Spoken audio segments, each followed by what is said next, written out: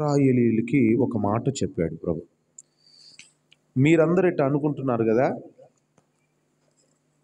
ఎందుకంటే ఇప్పటికప్పుడే డబ్బులు వచ్చినాయి అనుకో, మేమందరికీ ఇచ్చేసి మేమేం కావాలో కొనుక్కొని మా అవసరాలు అత్యవసరమైన విషయాలన్నీ కూడా త్వరగా కొనుక్కుంటే మా దుఃఖం పోతుంది, బాధ తొలగిపోతుందని అనుకుంటూ ప్రార్థన చేస్తూ ఉండొచ్చు.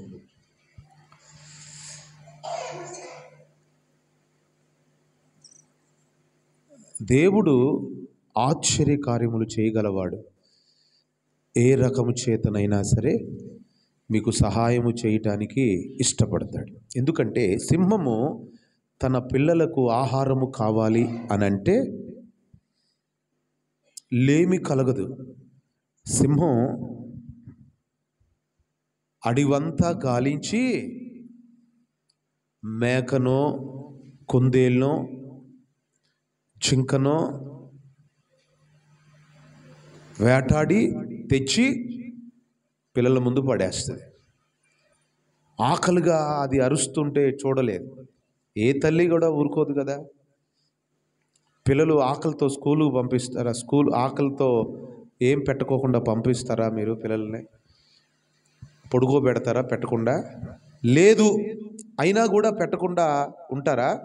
ఏదో రకమైన ప్రయత్నం మీరు చేస్తారు కదా. చేయటం ఏంటి?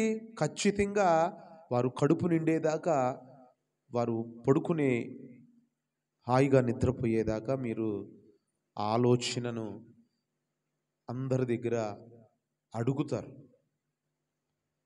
ఎవరు అడగని వారి దగ్గర కూడా అడుగుతారు.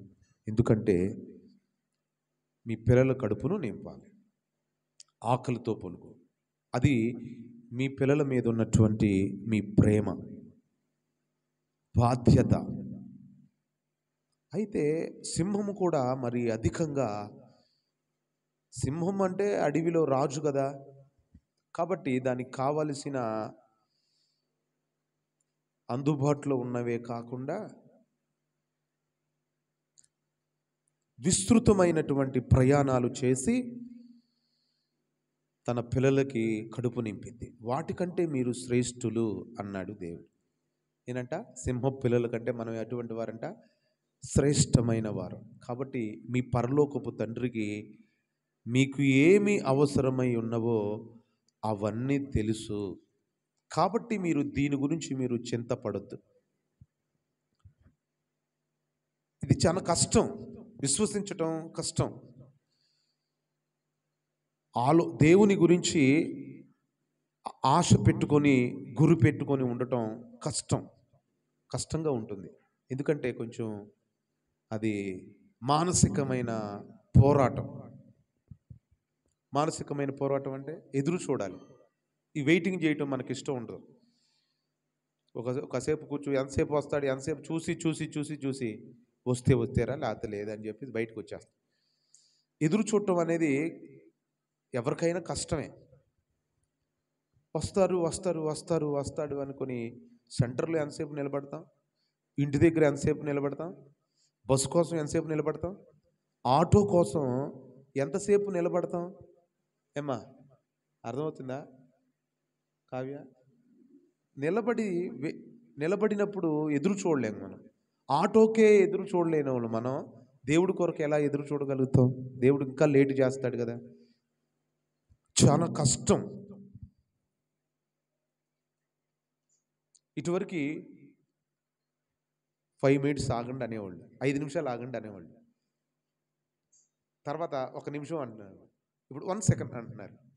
1 నిమిషం ఆగండి అంటున్నారు. ఎందుకంటే సెకండ్లు పోయి నిమిషం 60 నిమిషాలు 60 సెకండ్లు కాదు, 1 సెకండ్, సెకండ్లు పట్టేటువంటి పరిస్థితి. అంటే ఆగట్లేదు మనిషి. తొందర. చిన్నపిల్లలకి తొందరగా పెద్ద అయిపోవాలని తొందర. యవనస్తులకి బండి తోలేసేయాలి అప్పుడే అని తొందర.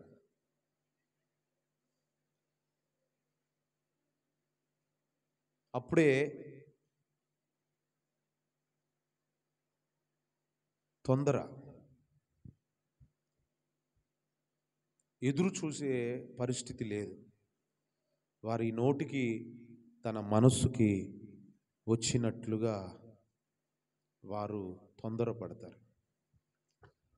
మీకేది అవసరమో ప్రభు అది ఇస్తాడు, మీరు దాని గురించి చింతపడొద్దు అని ఆయన అన్నాడు. ద్వితోపదేశకాండంలో 7వ అధ్యాయంలో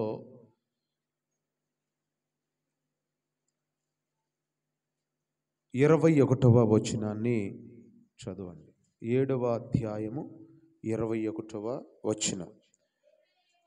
నీ దేవుడైన యెహోవా ఎక్కడున్నాడు? నీ మధ్య ఉన్నాడు. ఆయన భయంకరుడైన మహాదేవుడు. నీ దేవుడైన యెహోవా నీ ఎదుట నుండి క్రమక్రమముగా ఈ జనములను తొలగించును. అడవి మృగములు విస్తరించి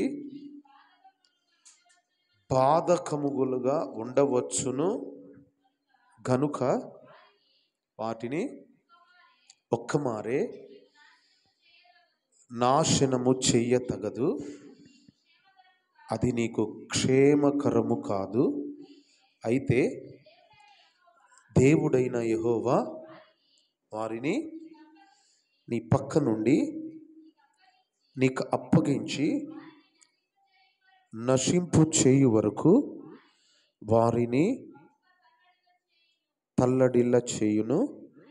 ఆయన క్రమక్రమముగా అనే పదం చదవలేదుగా, చదవండి మరొకసారి.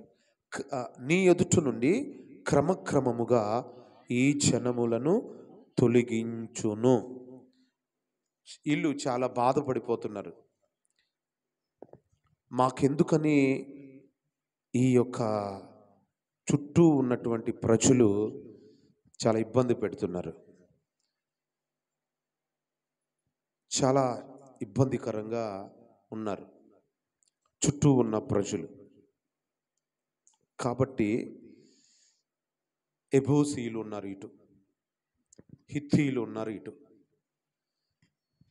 పక్కనేమో పెరజీలు ఉన్నారు, ఇటుపక్కేమో మోయాబీలు ఉన్నారు, ఇటుపక్కేమో ఫిలిస్టీలు ఉన్నారు, ఇటుపక్క ఏమో అమ్మోనీలు ఉన్నారు. ఈ చుట్టూ కూడా 6 దిక్కుల నుండి ప్రజలు ఉన్నారు. ఈ 6 ప్రజలు వీరికి చాలా ఇబ్బందిగా ఉన్నారు.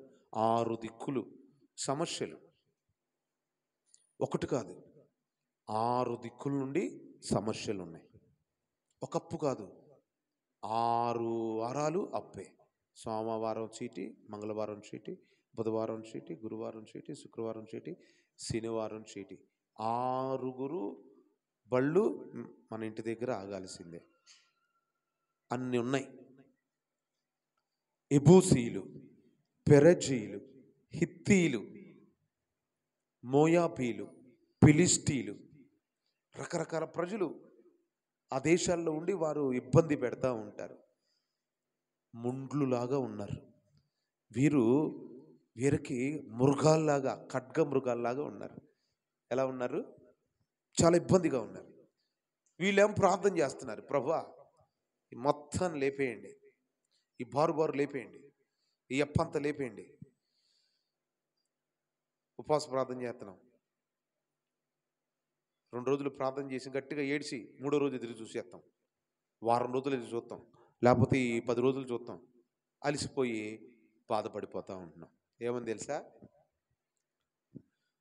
ఎప్పుడు ప్రభువా ఈ ప్రజలందరూ కూడా ముండ్లైపోయారు, గచ్చపొదలైపోయారు. ముండ్లు ఐహిక విచారం అన్నమాట, భక్తిని ఎదగనీయదు అని ప్రార్థన చేసుకుంటే యేసు ప్రభు ఇగో ఈ మాట దేవుడు మోషే వాళ్ళకి చెప్పారు. నీ దేవుడు భయంకరుడైన దేవుడు, మీ మధ్య ఉన్నాడు. ఏంటి? నీ ఎదుట నుండి క్రమక్రమముగా ఈ జనములను తొలగించును. ఒకరి తర్వాత ఒకరిని తొలగిస్తాడు, క్రమక్రమముగా తొలగిస్తాడు. ముందు ఈ మూలలో ఉన్న సమస్యను తొలగిస్తాడు. సోమవారం ఉన్న సమస్యను ఒకసారి తొలగిస్తాడు. తర్వాత శుక్రవారం ఉన్న సమస్యను తొలగిస్తాడు. తర్వాత శనివారం ఉన్న దాన్ని తిరిగిస్తాడు. తర్వాత బుధవారం ఉన్న దాన్ని తొలగిస్తాడు. తర్వాత మంగళవారం ఉన్న దాన్ని తొలగించాడు. తర్వాత సోమవారం ఉన్న దాన్ని తొలగిస్తాడు. క్రమక్రమముగా తొలగిస్తాడు. అప్పుడు ఫ్రీ అయిపోద్ది. క్రమం అంటే టైం పట్టింది. కాబట్టి ఎందుకు ప్రభు అట్లా అనే ప్రశ్న ఉండొచ్చు. అడవి మృగములుగా ఈ జనములను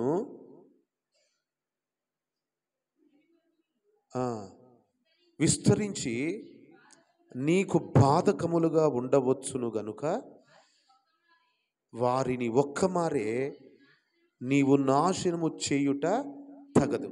అడవి మృగాలు విస్తరించి నీకు బాధకములుగా ఉండవచ్చును.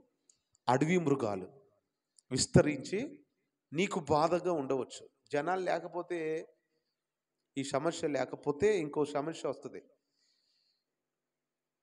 ఇప్పుడు పెనం మీద ఉన్నావు, ఆ సమస్యను తీసేస్తే భక్తిహీనత వచ్చి నీకు గర్వం వచ్చి పొయ్యిలో పడిపోతావు. కాబట్టి ఇప్పుడు ఏమనుకుంటాము అంటే,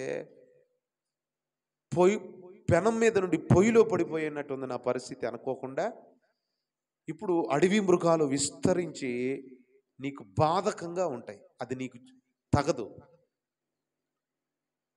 ఒక్కమారే నువ్వు అతను నాశనం చెయ్య తగదు. ఎందుకంటే అది నీకు క్షేమం కాదు. ఈ మాట నన్ను ఎంతో ఆలోచింపచేసింది. ఏంటి, ఒక్కసారే నా బాధలన్నీ తొలగిపోవటం మంచిది కాదా? ఒక్కసారే సమస్యలన్నీ తీరిపోవటం మంచిది కాదా? మనకి మంచిది కాదంట. అన్నీ ఒకేసారి పోతే నీకు మంచిది కాదు. ఎందుకు కాదో దేవుడు చెప్తున్నాడు. 16 ఏళ్ల వయసు కూడా రానిటువంటి వాడు బండి కొనాలని మారం చేస్తున్నాడు అనుకో. తల్లిదండ్రులకు ఇవ్వాలని అనిపిస్తున్నా కూడా ఇస్తాడా? అది అతనికి క్షేమము కాదు. అది వేరు. ఈ సమస్యలు నిన్ను బాధకంగా ఉంటున్నాయి, బంధకాలుగా ఉంటున్నాయి. ఒక్కసారే అది తొలగిపోవటం అనేది నీకు మంచిది కాదు. క్రమక్రమం అనేది తొలగిస్తాడు. అంటే మొదట మనం ఏం చేయాలంటే క్రమక్రమముగా ఉండాలి. మనకి ఒక క్రమశిక్షణ అనేది, భక్తి అనేది రావాలి. మొదట అన్ సీజన్లో కూడా దేవుని స్తుతించగలిగినటువంటి ఆ మనసు మీకు ఉండాలి.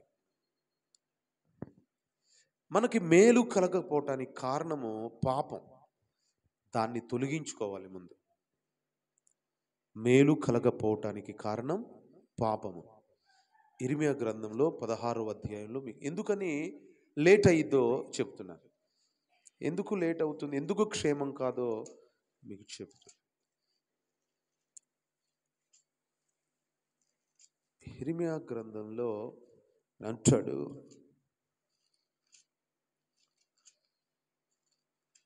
వర్షము కలగకుండా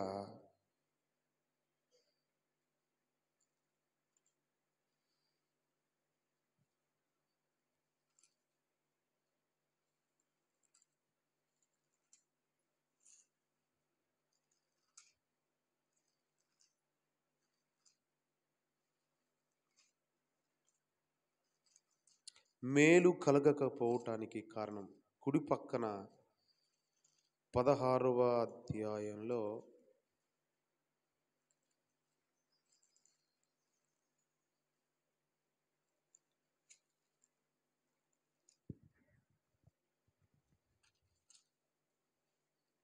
5వ అధ్యాయము, ఇర్మియా గ్రంథం 5వ అధ్యాయంలో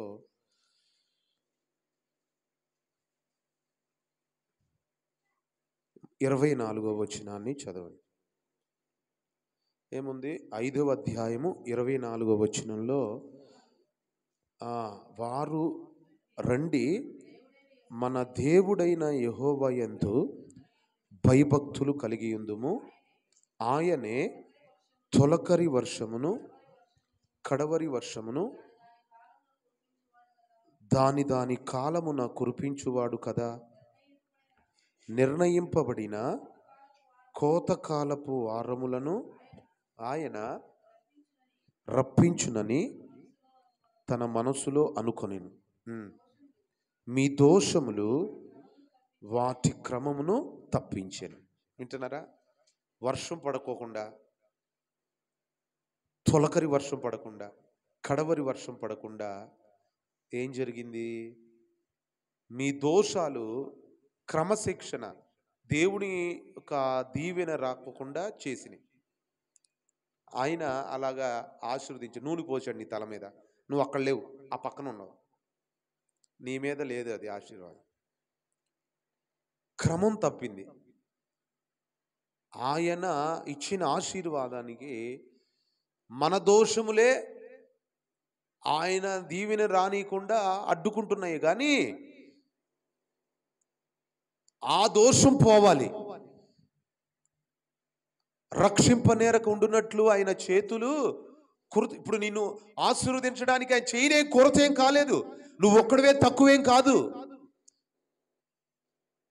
క్రైస్తవేతరులు ఆనందంగా ఉంటున్నారు, మోసాలు చేసుకుంటూ, డబ్బు సంపాదించుకుంటూ, సొంత ఇల్లు కొనుక్కొని, వడ్డీకి తిప్పుకొని, బండ్లు కొనుక్కొని, ఏసీలు బిగించుకొని దర్జాగా బతుకుతున్నారు. వారికి డబ్బు ఇచ్చేది ఎవరు నువ్వు అనుకుంటావు. నేనే ఎందుకు బాధపడాలి, నేనెందుకు స్ట్రగుల్ అవ్వాలి, నే తప్పు చేశాను, నేనే ఒక అన్నాను అని నువ్వు అనుకుంటొచ్చు. ముఖేష్ అంబికానికి ఇచ్చిన డబ్బులు ఇచ్చేది ఎవరు? సాతాను ఈ లోకంలో డబ్బులు మరి తాగి రోజు తాగేవాడు డబ్బులు ఇచ్చేది ఎవరు? దేవుడా? రోజు తాగేవానికి డబ్బులు ఇచ్చేది ఎవరండి? దేవుడు ఇస్తున్నాడా?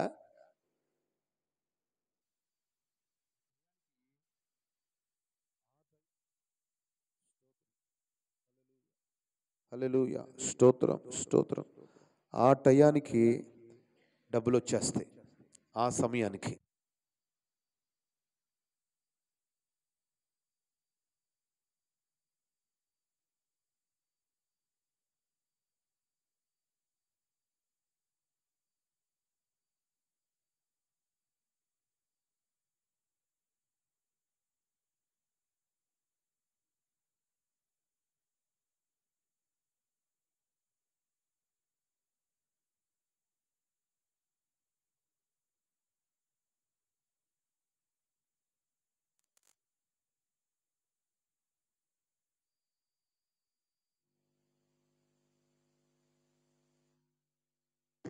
తప్పించెను. దోషాలు అక్రమాన్ని తప్పించినవి.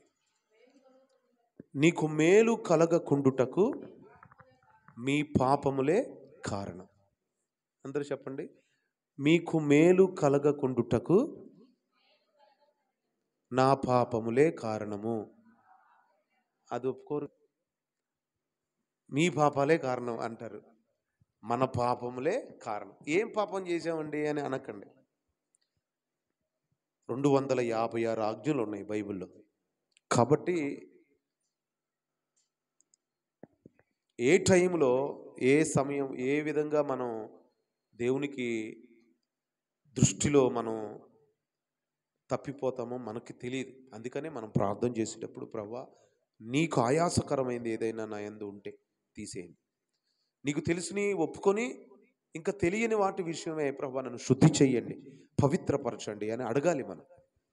ఎందుకంటే మేలు కలగకుండా ఉండటానికి కారణము ఏంటంట? పాపములే కారణం. క్రమాన్ని తప్పించింది. ప్రభు క్రమక్రమంగా నీకు చేస్తానంటున్నాడు.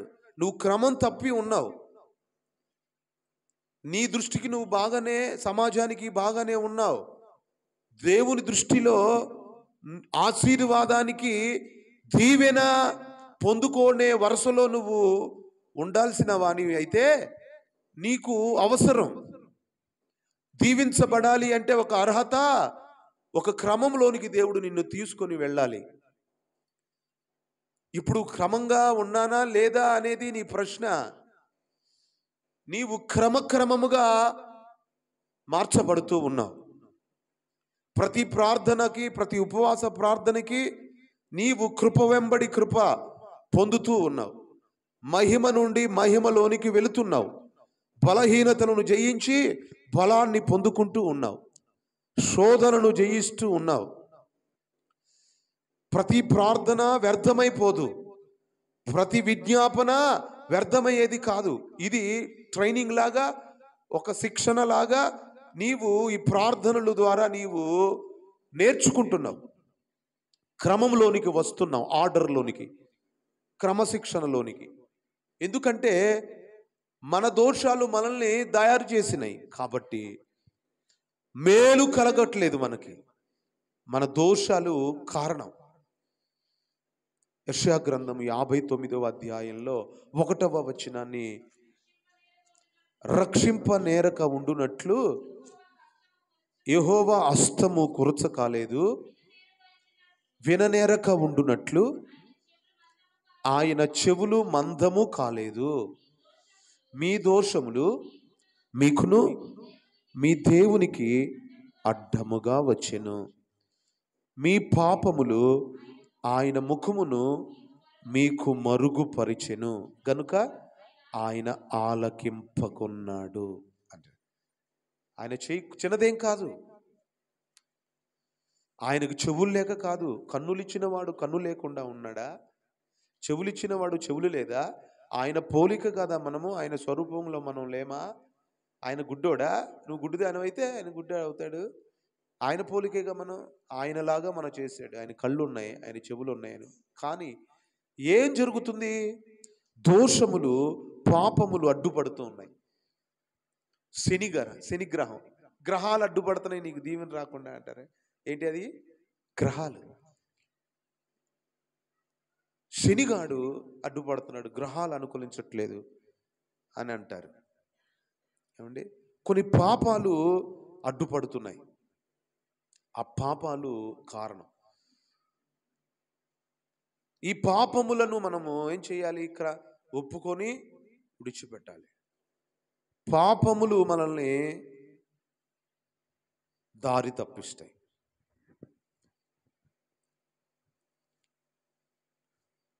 ఆజ్ఞ అతిక్రమము పాపము. మేమందరము గొర్రెల వలె దారి తప్పిపోతుంది. ఒక్కడనూ సరిగ్గా లేడు. ప్రతి ఒక్కరు దారి తప్పి తనకిష్టమైన మార్గంలో వెళ్ళిపోయారు అంటున్నాడు. నువ్వు క్రమంలోనికి రావాలి. దేవుని ఆశీర్వదించడానికి నీ దగ్గర కొద్ది రొట్టెలే ఉన్నాయి. అసలు ఏమీ లేదు, తినటానికి ఏమీ లేని పరిస్థితిలో నువ్వు ఉన్నావు. సంతృప్తి లేదు జీవితంలో, అట్లాంటి సమాధానము లేని పరిస్థితిలో నువ్వు ఉన్నావు. ఎవరైనా వీరికి హెల్ప్ చేయగలరా? ఎవరికైనా ఎవరైనా వీళ్ళకి సహాయం చేయగలరా? ఇంతమంది వచ్చారు, వీరికి ఆహారము కావాలంటే ట్రక్కులో వాటర్ క్యాన్లు కావాలి. వీరికి మాంసం కావాలంటే కొన్ని మేకలు తెగాలి. వీళ్ళకి రొట్టెలు కావాలంటే లారీలో ఉన్న బన్ ప్యాకెట్లు దిగాలి. వీరికి విస్తరలు కావాలంటే 60-70 బండీలు కావాలి. గ్లాసులు కావాలంటే దాదాపు 5,000 గ్లాసులు పైచిలుకు కావాలి. ఇంతమందికి ఆహారం పెట్టగలడా అని అనుకున్నాడు. ఫిలిప్పు ఏం చేద్దాము అన్నాడు. ప్రభు ఏం చేద్దామంటే, ప్రభు ఇంతమందికి మనం ఆహారం పెట్టలేము, చాలా డబ్బు అవసరమైంది అన్నాడు. అయితే మీ దగ్గర ఏమైనా ఉన్నాయా అంటే, ఆంద్రియా దగ్గరికి పిల్లలు దగ్గర 5 రొట్టెలు 2 చేపలు మాత్రమే ఉన్నాయి అంట. అంటే వాటిని తీసుకుని వచ్చారు, ప్రభు దగ్గర పెట్టారు. వారందరినీ కూడా క్రమక్రమముగా పంక్తులు వారీగా మీరు కూర్చోపెట్టండమని యేసు ప్రభు వారికి తెలియపరిచారు. చూడండి ఎక్కడుందంటే ఆ మాట మత్తయి సువార్తలో 15వ అధ్యాయంలో 32వ వచనాన్ని చూడండి. అమ్మా, మీరు చాలా స్పష్టంగా ఈ మాటలు విని వెళ్ళాలి. వినటం మాత్రమే వినటం కాదు, అర్థం చేసుకొని గ్రహించుకొని మీరు దీవించబడాలి. అంతటా యేసు తన శిష్యులకు పిలిచి, ఈ జనులు నేటికి 3 days నుండి నా యొద్ద ఉన్నారు.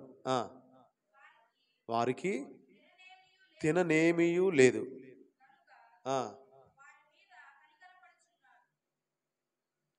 3 దినాల నుంచి నా దగ్గర ఉన్నారు, తినటానికి ఏమీ లేదు. టిఫిన్ లేదు, భోజనం డిన్నర్ లేదు, లంచ్ లేదు, ఏమీ లేదు. 1, 2, 3 రోజులైపోయింది. కాబట్టి వారి మీద కనికరపడుతున్నాను. వారేమని 3 రోజులు వచ్చి ఎవరి పని మీద వచ్చారు? దేనికోసం ఉంటున్నారు వాళ్ళు? తినకుండా వాక్యం వింటున్నారు. దేవుడి కోసం, నా కోసం వచ్చారు. వాళ్ళు నా మాటలు వింటాకు వచ్చారు. వాళ్ళు హాస్పిటల్లో ఉండి తినకుండా కాదు, అది నా పని నిమిత్తం వచ్చారు. కాబట్టి కనికరపడుతున్నాను అన్నాడు. వారు మార్గములో మోర్చబోదురేమో అని వారిని ఉపవాసంతో పంపివేయుట నాకు మనసు లేదని చెప్పాడు. వాళ్ళు కనుక ఇప్పుడు ప్రార్థన అయిపోయింది వెళ్ళండి అన్నారు అనుకో, 3 రోజులు ఇక్కడ ఉన్నాం కదా, నడుచుకుంటా వెళ్తే మూర్ఛ వచ్చేస్తుంది. ఇది 3 రోజులకే మూర్ఛ వచ్చేస్తుంది. అలవాటు లేదు కదా, ఒక రోజుకే వచ్చేస్తుంది, ఒక పూటకే. 3 రోజులకే మూర్ఛపోయి కళ్ళు తిరిగి సొయ్యి లేకుండా పడిపోతారు, నడవలేక. అట్లా ఆకలితో వెళ్ళటం కాకుండా ఏదైనా పెడదామని ఆయన కనికరపడ్డాడు. ఆయన వట్టి చేతులతో పంపించేవాడు కాడంట. ప్రార్థన చేస్తున్నప్పుడు, ఆకలితో ఆయన కొరకు విజ్ఞాపన చేస్తున్నప్పుడు, నిష్కలంకంగా ప్రార్థనలో ఏకీభవిస్తున్నప్పుడు, నువ్వు దేని కొరకు ప్రార్థిస్తున్నావో అది నీ నిమిత్తము కాదది. అది ఒక వ్యక్తి మారు మనసు కొరకు, ఒక వ్యక్తి దేవునికి దగ్గరగా ఉండాలని, ఆయన పరిచర్య చేయాలని, పని చేయాలని నీవు కోరుకుంటున్నది మంచిదే. వట్టి చేతులతో ఉపవాసంతోనే నిన్ను అట్టి పెట్టాలని ఆయన చూడటం లేదు. నీ మీద కనికర పడతాడు. కనికర సంపన్నుడు అంటే ఆయన పేరేంటంటే మరొక పేరు కనికరము. అంతా ఇంత కాదు, ఆయన గుండె అంతా కనికరముతో నింపబడి ఉంటుంది.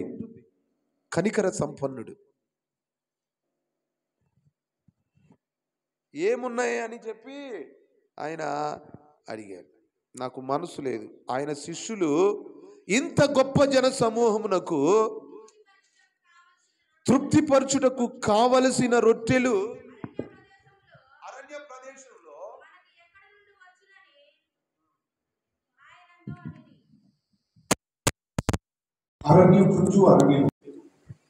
చెట్లు లేవు,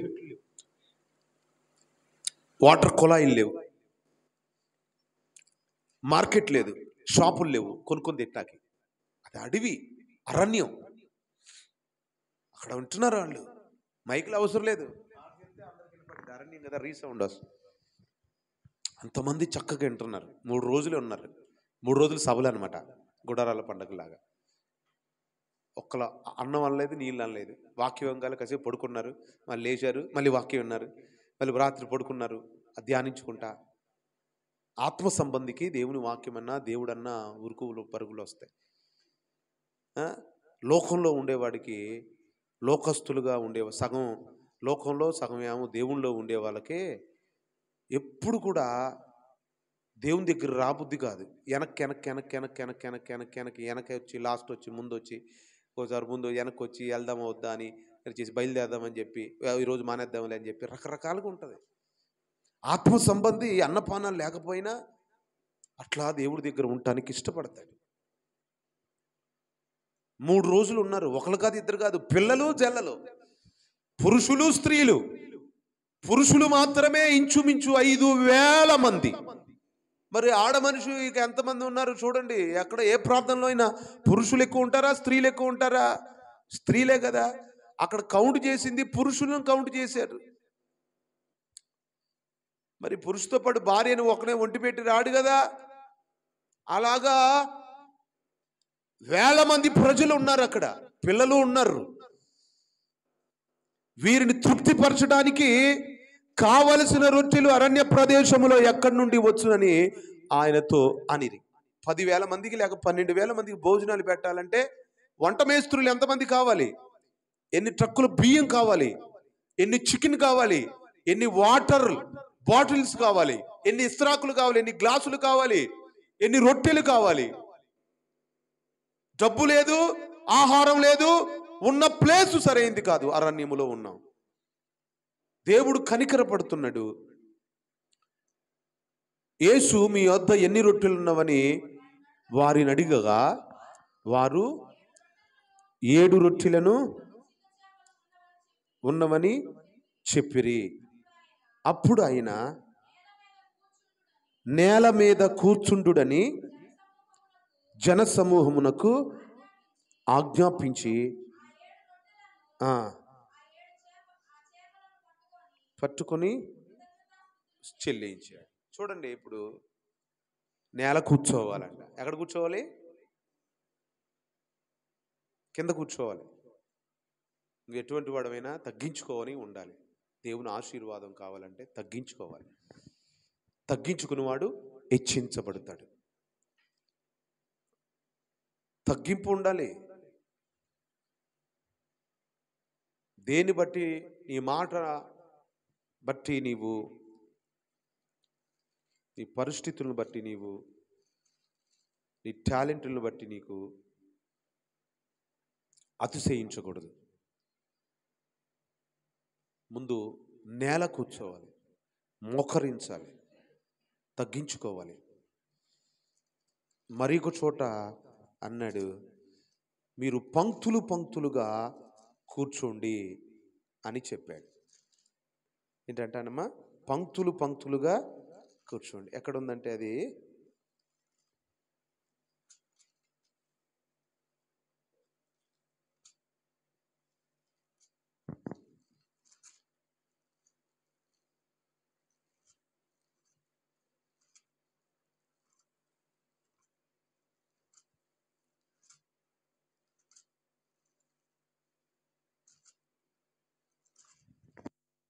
సందర్భాన్ని చూద్దాం.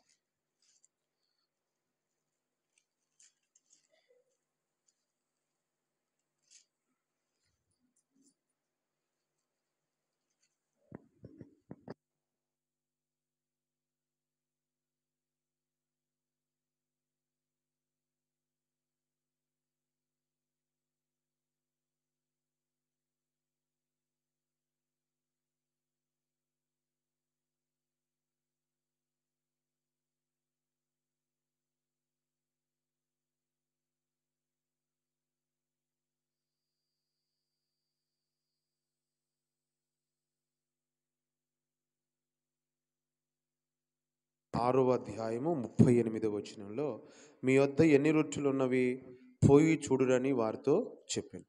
వారు చూచి తెలుసుకొని 5 రొట్టెలు 2 చేపలు ఉన్నవనిరి. అప్పుడైనా పచ్చిక మీద అందరూ పంక్తులు పంక్తులుగా కూర్చుండమని వారికి ఆజ్ఞాపించాడు. ఎలా కూర్చోవాలంట? పెళ్లికి భోజనానికి ఎలా కూర్చుంటాము అలాగా పంక్తులు పంక్తులుగా.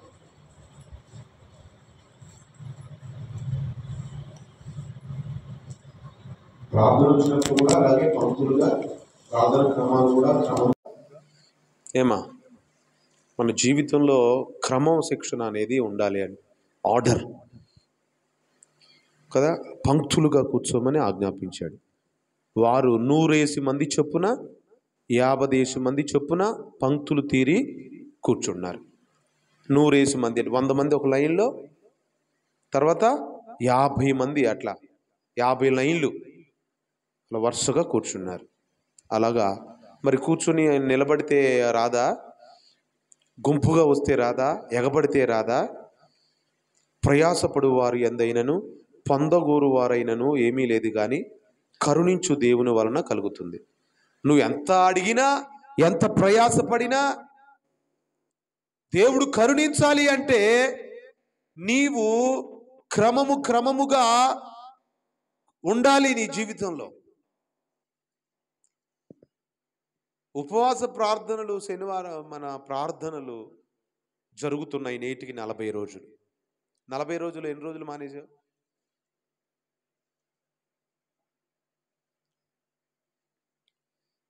ఇప్పుడు జనవరి 1 నుంచి ఇప్పుడు వరకు 3 నెలలు, 24 వారాలు. ఎన్ని వారాలు మానేసావు ప్రార్థన? 3 వారాలు, 3 నెలలు అయింది. ప్రభు బల్ల 3 సార్లు అయింది. ఎన్నిసార్లు మానేసావు? గ్రూప్ ప్రార్థనలు జరిగినాయి. ఎన్ని వారాలు మానేసావు? ఇట్లా 3 నెలలు దశమ భాగాలు. ఎన్నిసార్లు మానేసావు? ఇట్లా క్రమం అనేది వరుసగా మన ఆజ్ఞలు పాటించుకుంటూ రావాలి. అప్పుడు క్రమముగా దేవుడు ఏం చేస్తాడు? నిన్ను ఆశీర్వదిస్తూ ఉంటాడు. ఒక్కసారే జరగదు. నీవు క్రమముగా దేవుని ఆజ్ఞలు పాటిస్తూ ఉంటే క్రమముగా దేవుడు నీ యొద్ద నుండి వాటిని తొలగిస్తాడు. ఆయన దగ్గరికి వచ్చినప్పుడు ఆయన దగ్గరికి వచ్చి ఇక్కడే పడిపోతున్నారు, ఇక్కడే ఉల్టా పడిపోతున్నారు, ఈ శోధనే జయించలేకపోతున్నారు, ఆ క్రమంలోనే వెళ్ళలేకపోతున్నారు, ఆ లైన్లోనే వరుసలోనే అనేక సమస్యలు ఎదురవుతున్నాయి. మిమ్మల్ని రానియట్లేదు, బంధిస్తున్నారు. ఇదిగో మీరు చేయలేకపోతున్నారు. ఇదిగో మీ మనసు ఉంది కానీ, మనసాక్షి ఉంది కానీ, ఇదిగో మీ పరిస్థితులు మీరు కానీ, ఇదే పోరాటాలు ఉంటాయి. వాటి కారణము దోషాలు, ఆటంకాలు. క్షమించండి ప్రభువా, సహాయము చేయండి ప్రభువా అని మన పడిపోయిన పరిస్థితులను అర్థం చేసుకోవాలి దేవుని దగ్గర. ఇంకోటి కూడా చెప్పి నేను ప్రార్థన చేస్తాను. తెలుసా, ఇంకోటి మొదటి రాజుల గ్రంథం 16వ అధ్యాయంలో ఒక మాటను మీరు చదవాలని కోరుకుంటున్నాను. మొదటి రాజుల గ్రంథము 16వ అధ్యాయం లేక 18వ అధ్యాయం.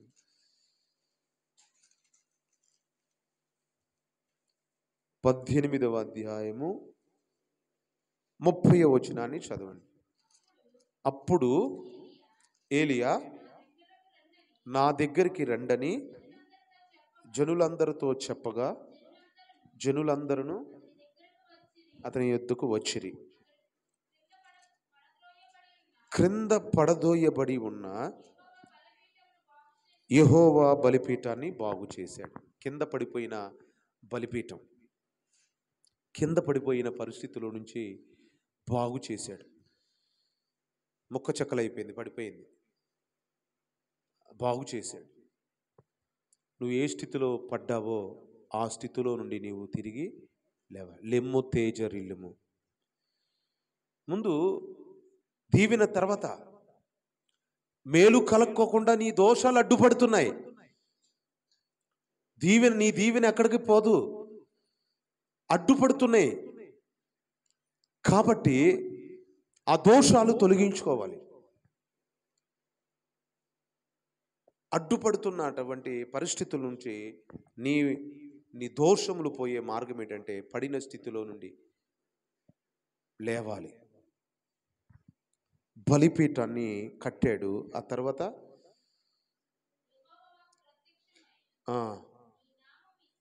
ఇశ్రాయేలీలు వాగ్దానము నొందిన సంతతి గోత్రముల లెక్క చొప్పున 12 రాళ్లను తీసుకొని ఆ రాళ్ల చేత యెహోవా నామమున బలిపీఠము కట్టించాడు. చూడండి, లెక్క చొప్పున 12 సంతతి గోత్రముల లెక్క చొప్పున, లెక్క ప్రకారంగా 12 రాళ్లను తీసుకొని వాటిని ఏం చేశాడు?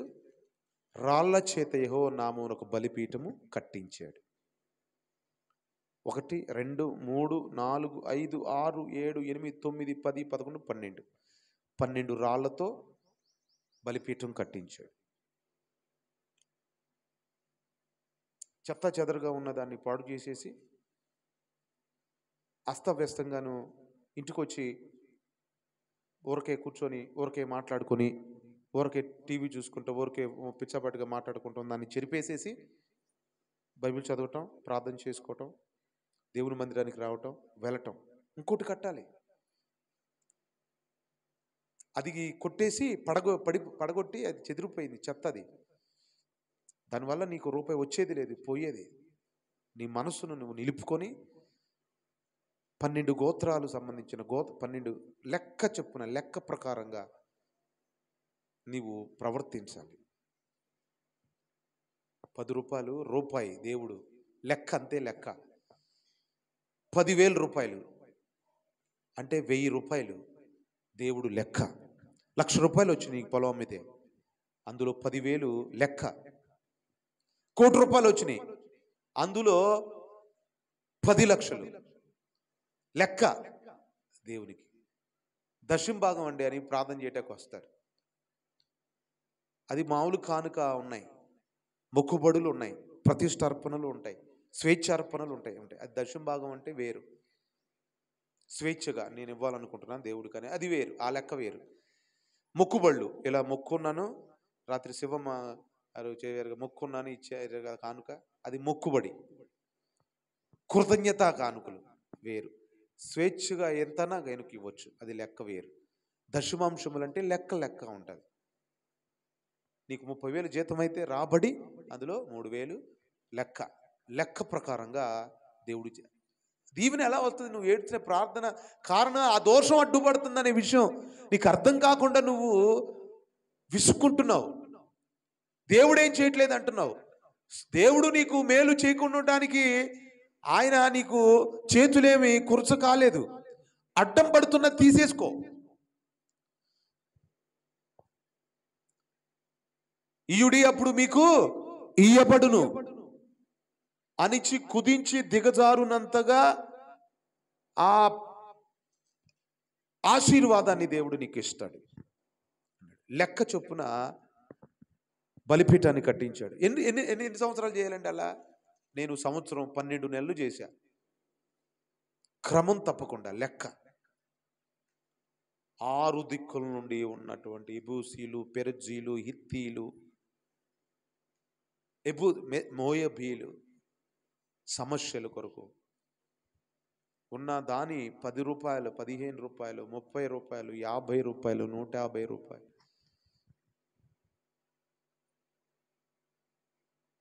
లెక్క ప్రకారంగా తీసా. మొదట పాస్టర్ గారికి పిలిచి, 3 పాస్టర్లను పిలిచి 100 పెట్రోల్కి మాత్రమే ఛార్జీ ఇచ్చా. ఇచ్చిన కానుక అంతా కూడా నమ్మకంగా. ఆ తరువాత 125 రూపాయలు ఇచ్చాను పాస్టర్స్ ప్రతి వారం.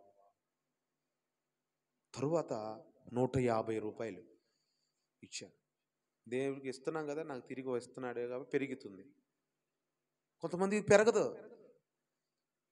ప్రతి సంవత్సరం ఇక 10 సంవత్సరాల తరబడి నుంచి అదే కానుక. అదేంటి? లెక్క ఉందా? లెక్కలు మారినప్పుడు నీ లెక్క కూడా మారాలి. సమస్యలు పెరుగుతాయి, ఇష్టాలు పెడితే దేని లెక్క దానికి ఉండాలి, దేని భాగం దానికి ఉండాలి. తర్వాత 225 రూపాయలు ఇచ్చాను. సేవకులు పెంచా 225, 350 రూపాయలు ఇచ్చాను పర్సన్కి. కరోనా టైంలో 50 మంది పాస్టర్స్కి కూరగాయలు, బియ్యం, కానుక ఇలా ఇచ్చా. అది ఏదో ఉన్నట్టు నియమంలో. ఎక్కడి నుండి వచ్చి కరోనా ఎవరి దగ్గర లేవు కదా, అలా దేవుడి సహాయం ఆశ్చర్యంగా పాస్టర్ గారు కదండి, నేను ఎవరి దగ్గర ప్రార్థన చేస్తే దేవుడు నాకు ఇస్తాడు. 100 మంది ఉన్నారు కదా, 100 మందిలో 100 మంది ఎవరో ఇస్తారు అనుకుంటున్నాను. మీరు ఎవరు నాకు అసలు నాకు ఎట్లా డబ్బు వస్తాయో నాకేది అర్థం కాదు, ఎవరిస్తారో నాకే తెలియదు. అర్థం కాని సమస్య ఏంటంటే నాకు ఎలా వస్తుందో నాకే అర్థం కాదు. నీకు ఎలా వస్తుందో నీకే తెలియకుండా దేవుడు ఇస్తాడు. అర్థం చేసుకోండి. 350 ఇచ్చాం. ఆ సంవత్సరంలో మీటింగ్లు పెట్టాం, సౌండ్ సిస్టమ్ కొన్నాం, అక్కడ స్లాబ్ వేసాం, ఇక్కడ వేసి స్లాబ్కి ఎంత 2,60,000 అయింది. ముందు పెంచి స్లాబ్ వేసాం. మరి ఇక్కడ కింద కట్టాం, పైన చేసాం. ఆ సంవత్సరంలోనే ఆశ్చర్యకరమైన కార్యాలు దేవుడు చేసుకుంటూ వచ్చాడు. ఏది సంవత్సరం చేశాను నేను అలా లెక్క. నీ ఆదాయాన్ని క్రమం అనేది ఉండాలి. నష్టమైన కష్టమైన పరిస్థితులు అది దేవుడు లెక్క చేయగలుగుతావా? నిజంగా అది మనుషులు ఎవ్వరూ గుర్తించకపోవచ్చు, దేవుడు గుర్తిస్తాడు. లోతుగా కందం ఒకటి తవ్వించి కట్టెలను క్రమక్రమంగా పేర్చి ఎద్దును తునకలుగా కోసి ఆ కట్టె మీద ఉంచాడు. ఏంటంట? కట్టెలంట క్రమంగా పెట్టాడంట. పొయ్యిలో మీరు క్రమంగా పెడతారా? ఎలా పెడితే అలా పెట్టచ్చు కదా. ఒక పొల పెట్టి మళ్ళీ పక్కన పొల పెట్టి క్రమం.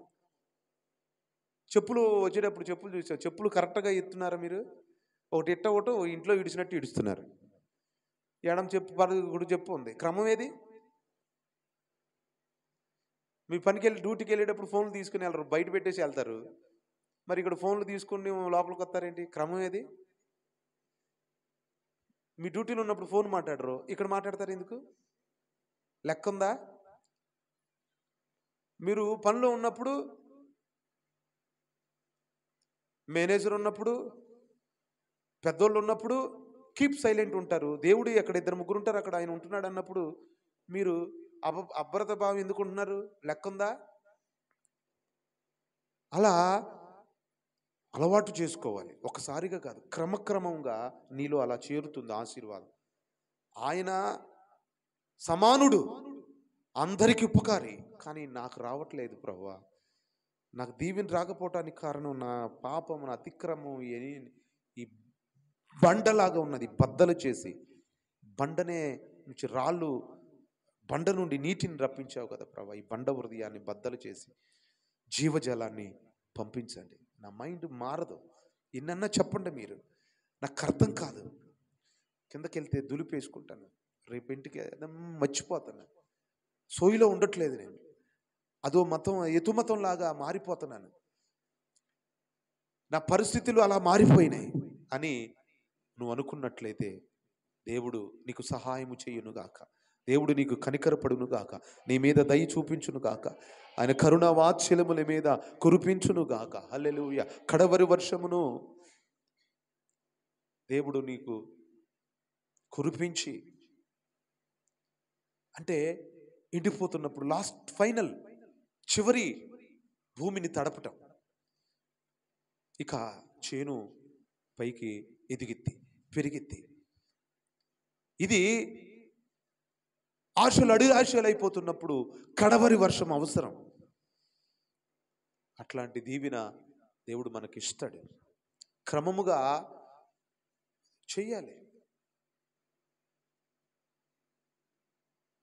కట్టెలను క్రమముగా పేర్చి ఎద్దును తునకలుగా కోసి దానిలో ఉంచి 4 తొట్ల నిండా నీళ్లు నింపి, ఎన్ని తొట్లు? 4 తొట్లు నిండా కూడా నింపి, 2వ మారు ఆ ప్రకారమే చూడు అని చెప్పగా, 2వ మారు అలాగే, 3వ మారును చూడు అని వారు 3వ మారు కూడా అలాగా నీళ్లు బలిపీఠం మీద పొర్లి పారెను. మరియు అతడు కందకమును నీళ్లతో నింపెను. అస్తయము నైవేద్యం అర్పించు సమయమున ప్రవక్తయగు ఏలియా దగ్గరికి వచ్చి ఇలాగానే ప్రార్థన చేశాను. యెహోవా, అబ్రహాము, ఇస్సాకు దేవా,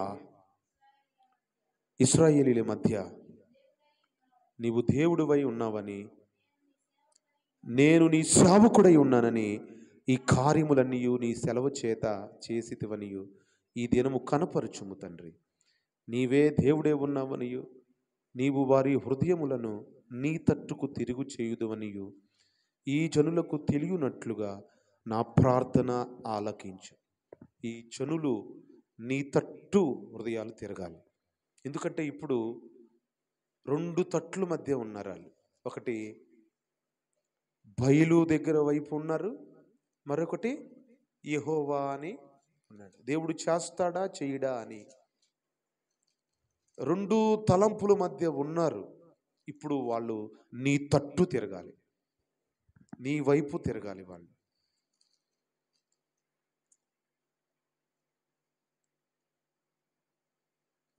18:21 ఏలియా జనులందరి దగ్గరికి వచ్చి, ఎన్నాళ్ళు మట్టుకు మీరు 2 తలంపుల మధ్య తడబడుతుందరు. 2 తలంపుల మధ్య ఉన్నారు. ఏటూ తేల్చుకోలేకపోతున్నారు, ఏది చెప్పలేకపోతున్నారు, నో అని చెప్పలేకపోతున్నారు, మొహమాట పడుతున్నారు. ఖరాఖండిగా చెప్పలేకపోవటం పాపం. ఆయన మొహమాటం లేనివాడు.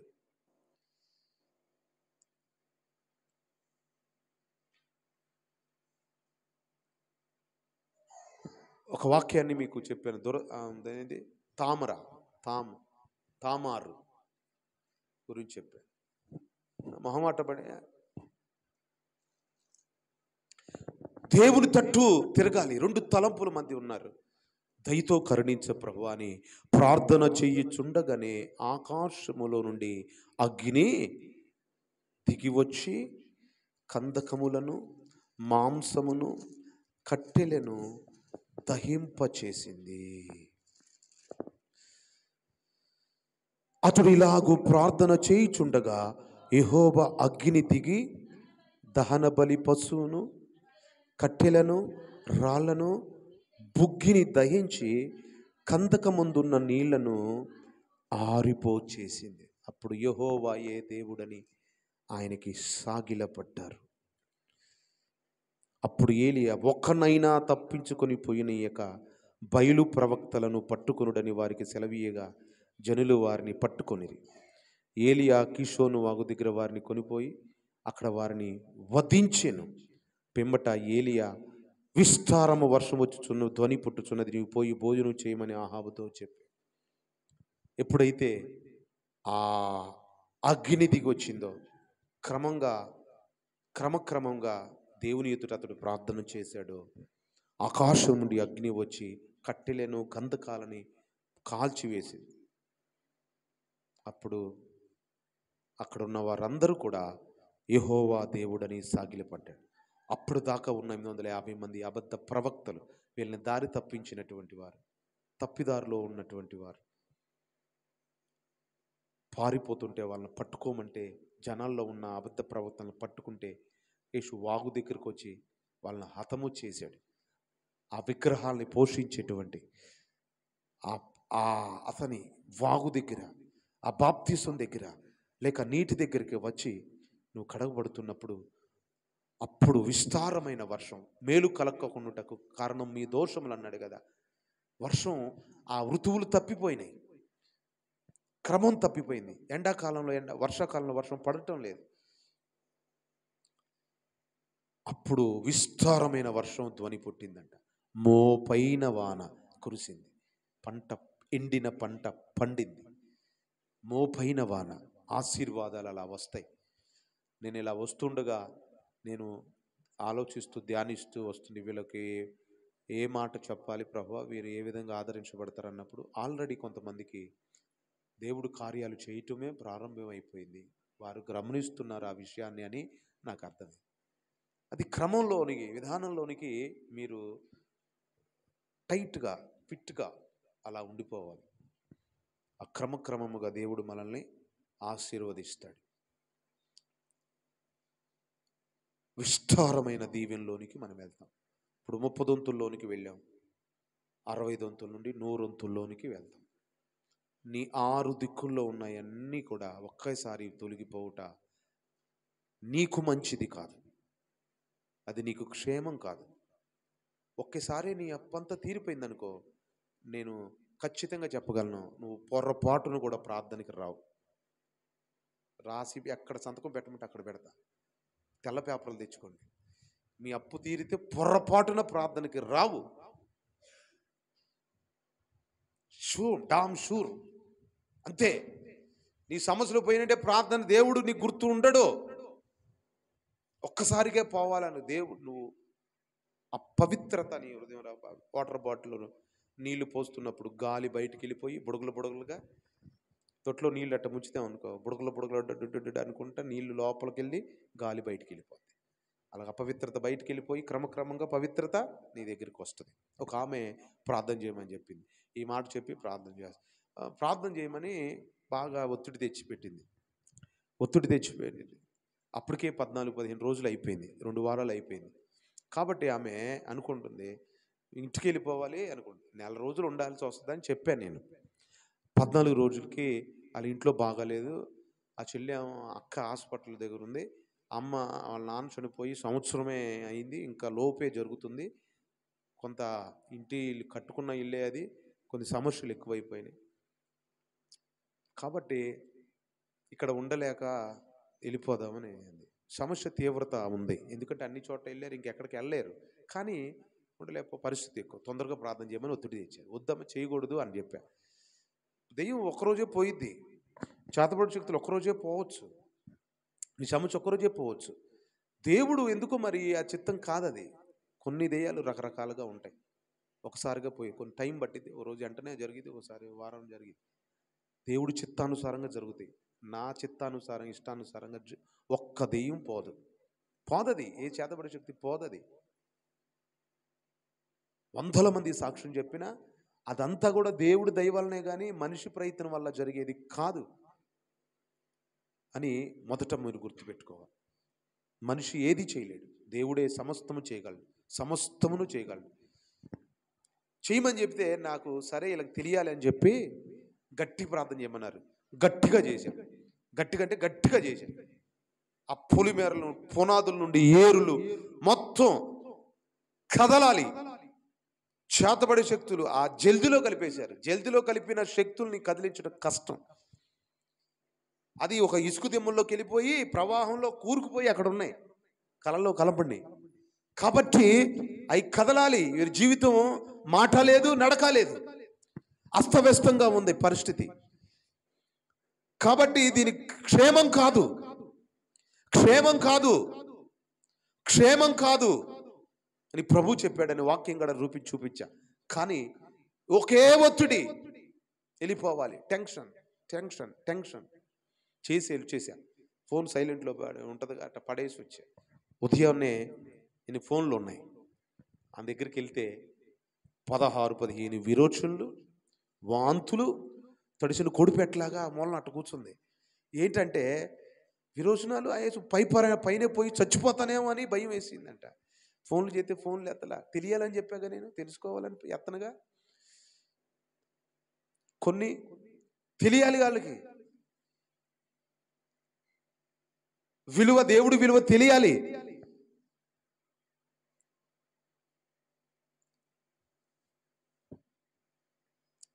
సరేనమ్మా తగ్గిపోద్దలే, ప్రార్థన చేస్తాను, వెళ్ళండి అంటే, వద్దు మీరు ఎప్పుడు చెప్తే అప్పుడు ఉంటామండి. 36 రోజులు ఉన్నారు. హల్లెలూయా. జాగ్రత్త చెబుతూ ఒకేసారి పోతే ఏమైందంటే ఆ శరీరంలో అవి బలహీనతలు మొత్తం బయటకు వచ్చినాక ఎఫెక్ట్ బాగా వచ్చేస్తుంది. అలా కాదు, క్రమక్రమం బైబిల్ ప్రకారంగా పోతుంది, నిదానంగా అపవిత్రత పోయి పవిత్రత వస్తుంది. ఒకసారిగా అన్నీ పోతే నువ్వు లెక్కలోకి రావు. ఒకసారి పోతే 7 దెయ్యాలు వెనక్కి వస్తాయి, తొందరపడిపోతావు. నీకు ఇంకో అమావాస్య రోజు చేయాలి, నువ్వు ఖచ్చితంగా రావాలి అని చెప్పా. ఖచ్చితంగా చెబితే వాళ్ళ ఆయనకు ముందు ఫోన్ చేస్తే వస్తా రమ్మంటే, ఊర్లో ఉన్నానండి, అవినిగడ్డ సైడ్లో ఉన్నాను, ఆమెను పంపిస్తాను, నేను రాలేనండి. నువ్వు రావాలి, ఆమె ఒక్కతే వస్తే ఎట్లాగా అని. ఆయన అంటే ఎప్పుడు చూసినా వదిలించుకుందామనే చూస్తామే భార్య. ఇప్పుడు నువ్వు బాగలేదు, నువ్వుతుంటే వదిలించుకునే వ్యవహారం చూస్తాడు. ఆ ప్రేమలు ఏమి ఉండవు, ఆమెతో పడి వదిలించుకునే చేస్తున్నాడు. నేను రాను, నువ్వు రావాలి అని చెప్పా. ఇద్దరు రావాలి. అసలు ఏం జరుగుతుంది, దేవుడు ఏం చేస్తున్నాడు తెలియకుండా రహస్యంగా వచ్చి రహస్యంగా వెళ్ళిపోయి సాక్ష్యం చెప్పకుండా వెళ్ళిపోతే కుదరదు. సాక్ష్యం చెప్పు, అమ్మ తొలగిపోయి వెళ్ళిపోవాలి. రాలేదు, రమ్మన్నా. వాళ్ళ అమ్మకు ఫోన్ చేసి, చాలా డేంజర్ అయిపోద్ది పరిస్థితి, దెయ్యాలతో పెట్టుకోవద్దు. ఆ చిన్నదే శత్రుశేషం పురుడు పోసుకుంటుంది. ఆ ఉన్న దెయ్యాన్ని ఇంకో దెయ్యాన్ని పిలుచుకుంటుంది, ఇంకో దెయ్యాన్ని పిలుస్తుంది. బైబిల్లో ఉంది ఇది. మీకు అర్థం కాకపోతే నేను చేసేది ఏం లేదు. ఒక దెయ్యం విడిచిపెట్టి వెళ్ళిన తర్వాత నీరు లేని చోట్ల వెతుకుతుండి విడిచిపెట్టిన ఇల్లు ఎలా ఉందో చూద్దామని వచ్చి అమర్చి ఉండుట చూసి, ఊడ్చి ఉండుట చూసి, ఖాళీగా ఆమె ఉందని చూసి తనకంటే చెడ్డవైన 7 దెయ్యాలను వెంటబెట్టుకొని వచ్చును. అప్పుడు అక్కడే ఉండి కాపరముండును, అప్పుడు మొదటి స్థితి కంటే తర్వాత స్థితి ఘోరాతి ఘోరముగా అయిపోతుంది. నేనే తగ్గించుకొని చేశానండి ప్రార్థన చేసిన తర్వాత ఫస్ట్ నా ఎగబడ చేస్తారా, తర్వాత నేనే వెంటబడాలి దేవుడికి రమ్మని. రాలేదు. తర్వాత నెలలో భయంకరమైన శక్తి ఆమెను తాకింది. 2 కాళ్ళు పడిపోయినాయి, 2 చేతులు పడిపోయినాయి, తల తిరిగిపోయింది, మంచం మీదే పడిపోయి ఉంది ఇప్పుడు కూడా. ఏం చేసావు? ఒక్కరోజు సాక్ష్యం చెప్పలేదు. వచ్చావు వెళ్ళిపోయావు. నేను చెప్పాను ఖచ్చితంగా, చాలా డేంజర్ దెయ్యం, అది టచ్ చేశా, నీకే డేంజర్, దాని జోలు వెళ్ళ నీ ప్రాణం క్షేమం కొరకు దాని జోలు వెళ్ళటం జరిగింది. నువ్వు జాగ్రత్త ఉండకపోతే నా మీద పడిద్ది ఎట్లాగో, నా బాధ నేను పడతా, నీవు ఇబ్బంది పడతావు అని చిలక్క చెప్పినప్పుడు చెప్పిన వల్ల గవర్నమెంట్ హాస్పిటల్లో తేలిందంట. గవర్నమెంట్ హాస్పిటల్లో తేలింది, కాళ్ళు చేతులు పడిపోయి. ఒక్కసారి క్షేమం వెంటనే వాళ్ళు అనుకోవద్దు. మీ ఇంటిలో ₹1,00,000 వచ్చినాయి అంటే కాస్ట్లీ ముందు తాగటం మొదలు పెడతాడు మీ ఆయన. కాస్ట్లీ ముందు అయిపోయేదాకా కాస్ట్లీ తాగుతాడు. ఒక కప్పు తీరదు, క్రమక్రమంగా అన్నీ తీరతాయి. ఆమేన్, హల్లెలూయా. నీవు క్రమంగా దేవుని మీద ఎన్ని రోజులు ఎప్పుడు అని అనాంతో, నీ నీతికి తగినట్లుగా నిన్ను వర్తిల్ల చేస్తాడు. నీవు నీతి ఎంత కనపరుస్తావో అంత, నువ్వు ఎంత భక్తి కనపరుస్తావో అంత, నువ్వు ఇంత చూపించి అంత కావాలంటే కుదరదు. నీతికి తగినట్లుగా, నీ భక్తికి తగినట్లుగా నీ నివాస స్థలాన్ని విశాలపరుస్తాడు ఆయన. ఏబు గ్రంథం 7వ అధ్యాయంలో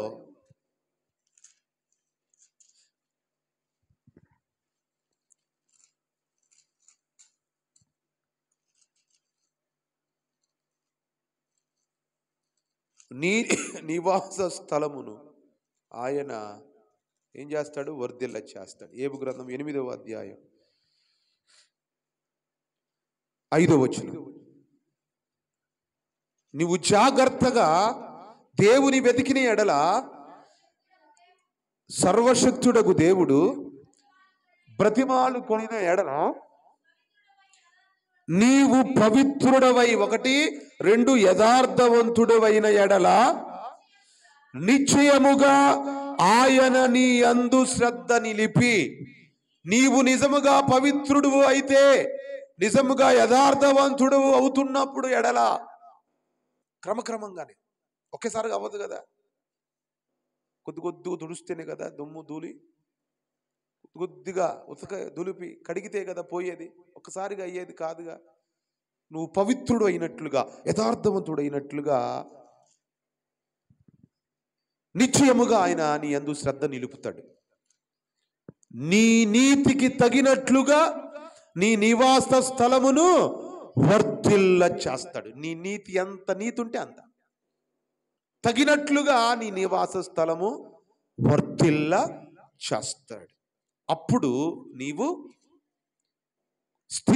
మొదట స్థితి కొద్దిగా నుండినను తుదకు మహా అభివృద్ధి. మొదట కొద్దిగానే ఉంటుంది. కొద్దిగా అనేది మీకు నచ్చదు. ఎప్పుడు ఎక్కువ అన్నం పెట్టుకుంటారు, ఇంత పెట్టుకుంటారు, కళ్ళు పెద్దవి కడుపు చిన్నది, తిండ్రు, ఎక్కువ కావాలి. ₹1 కాగితం ఇస్తే కాదు, వాడికి కాయిన్స్ కావాలి, ఎక్కువ ఇన్ని కావాలంటే.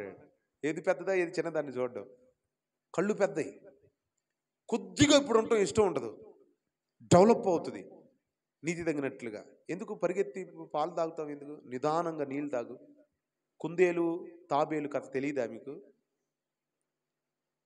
నిదానమే క్రమక్రమంగా దేవుడు వెళ్తాడు. ఒక్కసారిగా నువ్వు చేయాలని చూడొద్దు. చివరిగా ఒక మాట చెప్పి ప్రార్థన చేస్తా. ఆదికాండంలో 20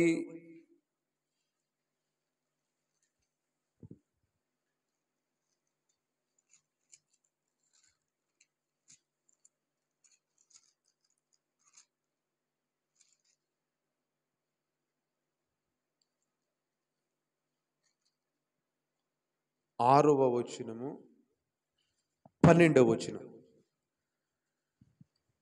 26వ అధ్యాయము, ఆదికాండం 26వ అధ్యాయం 12వ వచనం. ఇస్సాకు ఆ దేశమందున్నవాడై విత్తనము వేసి ఆ సంవత్సరము 100 ఫలము పొందాను. ఏ సంవత్సరం అంట అమ్మా వినాలి. ఇస్సాకు ఆ దేశమందున్నవాడే విత్తనము వేశాడు, ఆ సంవత్సరం 100 ఫలము పొందాను. ఆ సంవత్సరంలో పంట వేసి 100% ఫలితం సాధించాడు, 100%. అయితే యెహోవా అతన్ని ఆశీర్వదించెను గనుక ఆ మనుషుడు గొప్పవాడాయెను. అతడు మిక్కిలి గొప్పవాడగు వరకు క్రమక్రమముగా అభివృద్ధి పొందుచు వచ్చెను. స్తోత్రం. ఎలా? క్రమక్రమంగానా లేకపోతే అడ్డదిడ్డంగానా? ఎట్టబడితే అట్టగానా? దేవుడు ఆశీర్వాదం ఎలా ఉంటుంది? నిన్ను క్రమక్రమముగా నిన్ను వర్ధిల్ల చేస్తాడు. కొద్దిగా నిన్ను ఆస్వాదిస్తాడు, నీతి తగినట్లుగా. ఆశీర్వాదం 100 ఫలం పొందే వరకు నిన్ను అభివృద్ధి పరుస్తాడు. పీస్ మైండ్, చక్కటి మనసు, దీవెన, సమృద్ధి కలిగేటట్లుగా ఆస్వాదిస్తాడు. ఆయన రూట్లో నీవు ఉండాలి. పైకి వెళ్ళటానికి స్టెప్స్, లిఫ్ట్ మీద వెళ్ళిపోవాలనుకోకు. లిఫ్ట్ మీద వెళ్ళిపోవాలనుకుంటారు ఒకేసారి పైకి.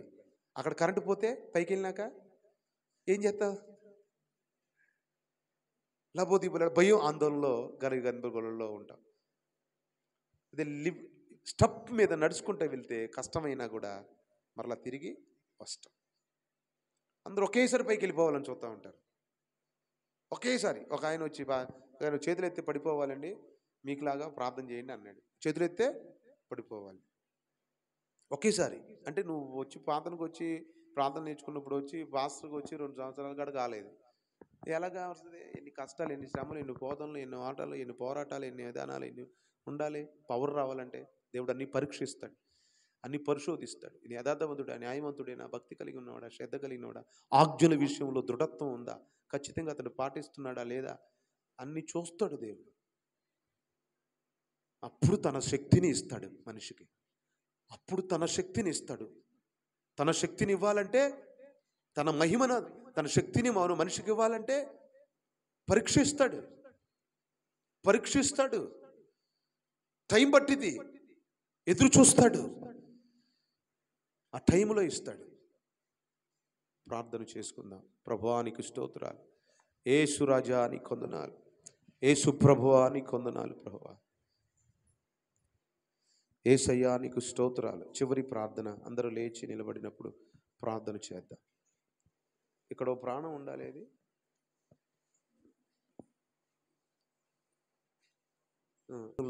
ఆశ అయితే ఉంది కానీ అందుకోలేకున్న పరిస్థితులు నీకు ఉంటున్నాయి. క్రమక్రమంగా దేవుడు నిన్ను ఆశీర్వదిస్తానని ప్రభు చెబుతున్నాడు. కంగారు పడద్దు, దిగులు పడద్దు. ఎస్ తరేషదీనా కలాతీరా లోరుషదీనాక నీ చేతిలో రొట్టెను నేనయ్యా, వీరువు యేసయ్యా, వీరువు యేసయ్యా, ఆశీర్వదించు యేసయ్యా, వీరువు యేసయ్యా, ఆశీర్వదించు యేసయ్యా. నీ చేతిలో రొట్టెను నేనయ్యా, వీరువు యేసయ్యా, వీరువు వీరువు వీరువు యేసయ్యా, ఆశీర్వదించు యేసయ్యా, వీరువు యేసయ్యా, ఆశీర్వదించు యేసయ్యా. నీ చేతిలో వీరువు యేసయ్యా, వీరువు యేసయ్యా. ఆయన ఆశీర్వదించబోయే రొట్టెవి నీవే. ఆయన చేతుల్లోకి తీసుకునే 5 రొట్టెల్లో నీ ఒకడు ఉన్నావు. 8 మంది ప్రవక్తలలో ప్రవక్తులు 7 ఉంటారు. ఒకరు మాత్రం దాన్ని నిలుపుకోలేరు, 6 స్థిరపడతారు. దేవుడు వాడబడే పాత్రలో నీవు ఉన్నావు. నిన్ను ఆయన చేతుల్లోకి తీసుకోబోతున్నాడు. ఆ రొట్టెలు ఆయన నీవే. ఆ రొట్టెలు నీ పట్టుకొని వీరుస్తాడు. వీరిచినప్పుడు అది ఆశీర్వాదంగా మారింది. 5,000 మంది కాదు, పురుషులు కాదు, స్త్రీలకి కూడా దీవెనగా మార్చబడుతుంది. ఉన్నది కొద్దిగా, ఉన్నది ఈ మాత్రమే, ఉన్నది అంతంత మాత్రమే, ఉన్నది ఇంత మాత్రమే. కానీ నీవు ఆయన చేతిలో ఉన్నావు, నీవు ఆయన రెక్కల క్రింద ఉన్నావనే సంగతి మరిచిపోవటము అనేది అన్యాయం. ఆయన చేతిలోకి నీవు వచ్చావు. ఎవరో తీసుకుని వస్తే ఆయన మందిరాన్ని దగ్గరికి వచ్చావు. సురక్షితమైన రెక్కల క్రింద నీవు వచ్చి ఉన్నావు. ఆయన నిన్ను పట్టుకున్నాడు. ఇశ్రాయేలీయులారా, ఇశ్రాయేలీయులారా, మీరు నా చేతిలో ఉన్నారు. నా గొర్రెలు నా చేతిలో ఉన్నాయి. ఎవరు దాన్ని అపహరింపలేరు. భయపడవలసిన పని లేదు. ప్రాణాభయమే గాని, అనారోగ్య పరిస్థితులే గాని, అప్పుల తిప్పలే వాదన గాని, గత్యంతరం లేని పరిస్థితులే గాని, మోగపోతున్న అనుభవాలే గాని, అపనిందల పాలే గాని, ఎదుగో నిన్ను క్రమంలోనికి తీసుకుని రావటానికే దేవుడు ఇటు విధముగా నేను నడిపిస్తున్నాడు. నీవు లైన్లో క్రమంలోనికి రాబోతున్నావు. ఇదిగో నీవు వస్తున్నావు. 100 మందిలో ఒకడు 50 పంతులుగా పడిపోయినటువంటి ఆ యొక్క దానిని మరలా కట్టుకోవాల్సిన పరిస్థితి. ఎన్నిక లేనివాడు బలమైన జనం అవుతాడు.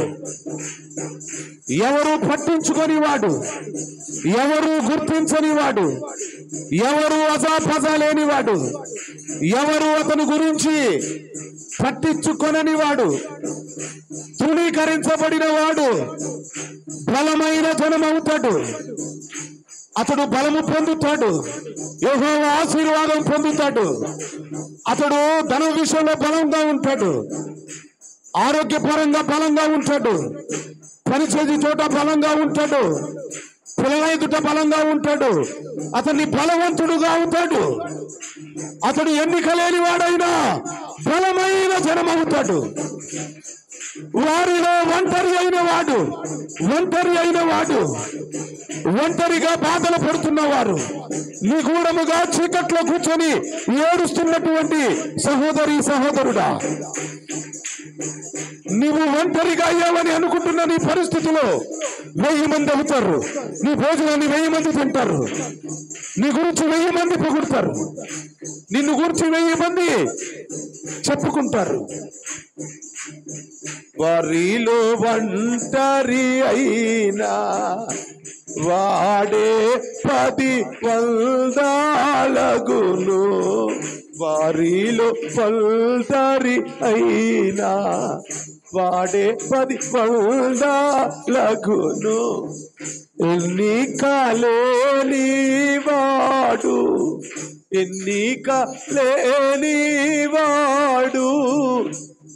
బలమైనట్టి జనమగును. బలమైనట్టి జనమవుతాం. ఒక్కసారి 2 చేతులు పైకెత్తి చిన్న ప్రార్థన మీరు మెల్లగా సైలెంట్గా మృదుమధురంగా ఆయన నీ చెవుల్లో ఒక చక్కని స్వరము ద్వారా ఆయన మాట్లాడి నేను ధైర్యపరుస్తాడు. కొద్ది మౌనంగా ఉండి